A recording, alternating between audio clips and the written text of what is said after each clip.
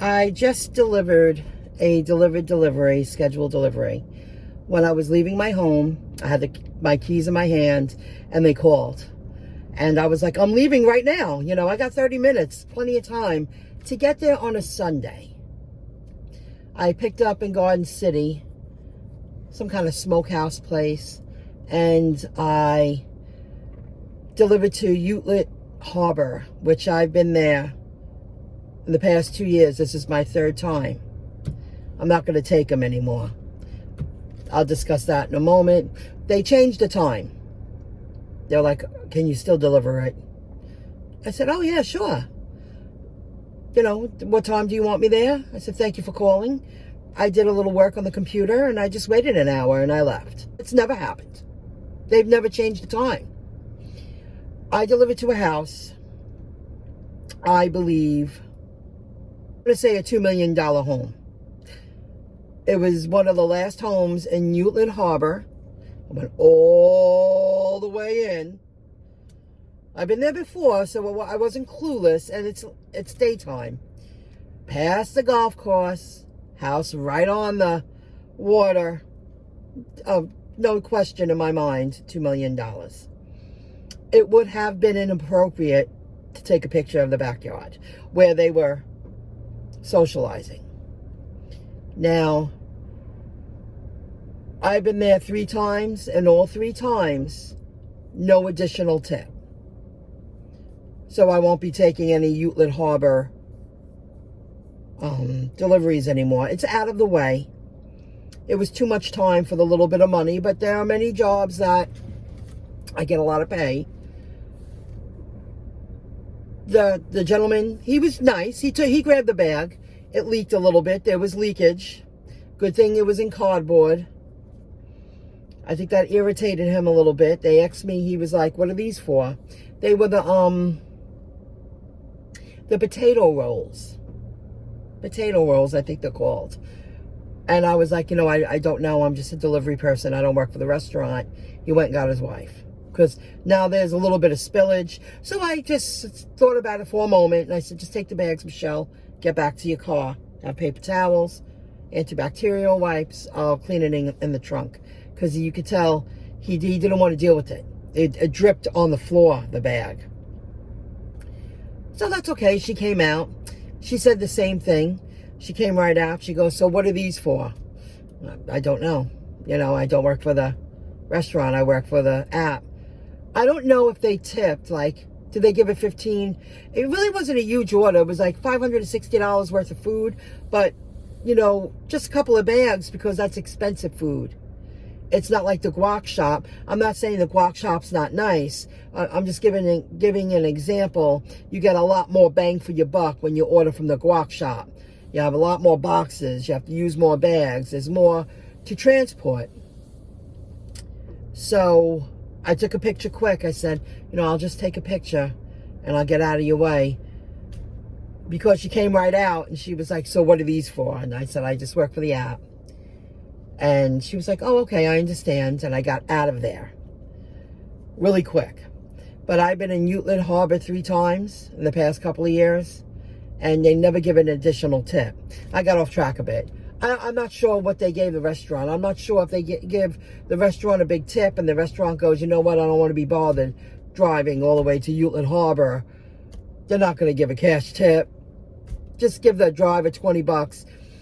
Because one of the places, I think it was Borelli's, he explained to me that he makes the deal, you know, but that was a East Meadow pickup, Freeport drop-off for 30 bucks. It was a lot shorter. This wasn't worth the $30, in my opinion. And when you deliver to places like that, I feel a restaurant, if they are taking the tips and they're just making a deal with the app, with the driver, they should give a little more if they know how far it was easy to get to. I also accepted it because it's Sunday. I wouldn't have taken that order during the week. Too much traffic. I zipped right there, zipped right back because I am a little bit familiar. But I delivered food to a multi-million-dollar home. It should have paid a little more. I just feel it should have paid a little more. So the wealthy live very different, and I wish the food was in an angle so you could see the backyard. I mean, I was just like, what the? Oh my goodness. And, you know, it's very different. Very different. If I was in their shoes. But I also don't know, what did the restaurant take? If the restaurant took the tip at all. It was weird. So now I'm going to head to, I'm out. I'm going to head to Walmart. I'm going to see if I could get a couple of sparks. It's 10 to 2. It's the right time to go. And let's see what I'm in the mood to do. I said no to a lot. And then this one came in. I say it's going to take me 2 hours and 15 minutes. The traffic's not bad today. And it's in an area that I don't mind working. Massapequa, Wantar, Seaford, Belmore. So I'll do it. I did turn down many other ones because the last drop-off was in Huntington. Well, if they were bringing me to my town and working me all the way back, and the last drop-off would have been, you know, a 40-minute ride with no traffic away, that didn't make any sense. Then they finally sent me the right offer. So I'm happy I came here because after this, I'm going home. So not a bad deal, $49.27. It's going to be 26.4 miles, and I won't be that far away from home at last drop-off. I accepted the spark order at 2:30, and I completed the batch route at 5:10. I accepted it. I ran into the bathroom before I swiped arrived and told Walmart what spot I was in. One of the workers, his name is Mike. I just happen to know his name's Mike. He came out. He brought the basket. He said, "You have a lot of work to do." Ha ha ha. I scanned the products, got them in my car, started the route. So it took me 2 hours and 40 minutes. And this is very important to tell you. No traffic. That's the only reason why I finished it in the time that I finished it in. They were on point. 2 hours and 11 minutes, I think they were estimating. But with traffic, they don't take that into consideration. There was no traffic today. I was just cruising along. Nobody was ever in my way, not once. And they were pretty much on point.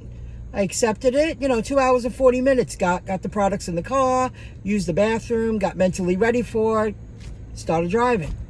So it was just under $50. It was 49 something.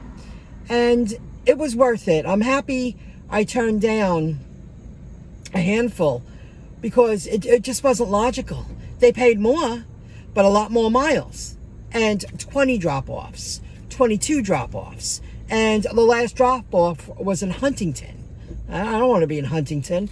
I'm in close Massapequa. Now I'm going to zip home. I'm done. I went out today and I didn't plan on that to work the way I work today. But it's worth it. So that's that. I'm grateful I earned some money when I really was going to stay home and work. I'm working online now, but I took the time to look up the address of the house that I delivered to today. I wanted to see if my educated guess was correct, lowballed it. But what I really wanted to do was, I really wanted to see if I could find a picture of the backyard. Because it wasn't a huge backyard, but they had a dock that went all the way up to the water. And I saw a bunch of kids there, teenagers.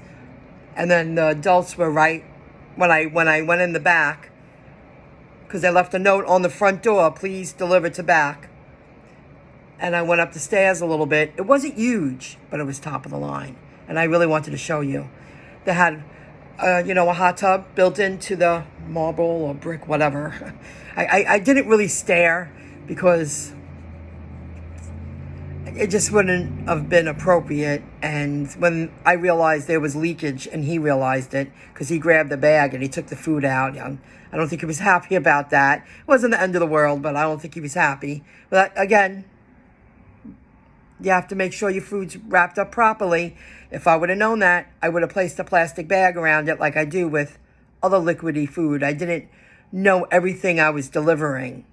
And good thing the boxes were there because it absorbed it, a lot of it. They had a built-in jacuzzi hot tub, and then right next to it, a little pool, but top of the line. And the pool that it looks like it's going over to the edge, falling down to the water. I mean, it was just beautiful. Okay, I opened up Realtor, a few of them. I opened up 5.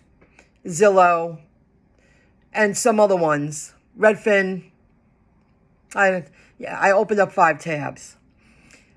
All but one say $4.5 million. The house is worth now. If it's the people I delivered to today, they bought it in 2009, and they bought it for $1.4 million.